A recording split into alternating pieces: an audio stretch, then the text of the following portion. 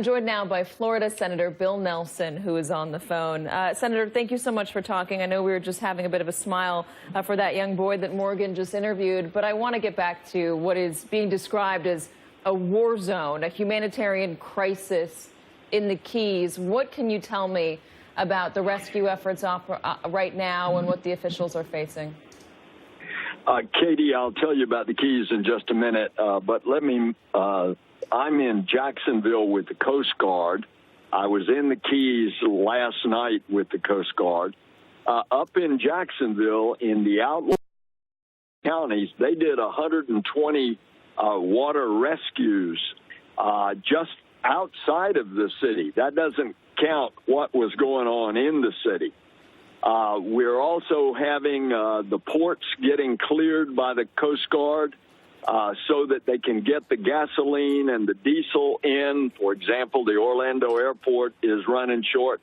And then we're dealing with things like small businesses have to report to the IRS on September the 15th. We're getting that delayed through the IRS. Now, with regard to the Keys, I mean, it was total darkness when we lifted off at the Navy base in Key West last night, because there's no power, no cell phone contact, and indeed, that's where the hurricane hit at about 125 miles an hour. The most severely destroyed was up around Marathon, not Key West. The left side of the hurricane was Key West, so it didn't get it as bad as further up the Keys around Marathon. And what about the potential for loss of life there? What are officials fearing right now? I have not heard an up-to-the-minute report, but I think they believe that there is no loss of life, although there's still a lot of places to check. Remember, there was a huge evacuation out of the Keys, but indeed there were still about 10,000 that stayed behind. So once they can get the structural assessment of the bridges so they can get all the way south with their rescue personnel, other than the ones that are coming in by airplane, which we brought in yesterday afternoon late, or by helicopter,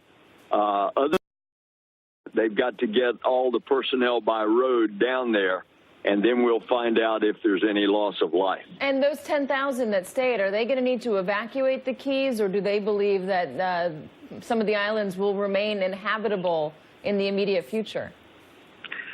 I don't know the specific answer to that, but I suppose that they're going to stay, and they're getting trying to get the power to them if they don't have a generator, the food supplies, and so forth.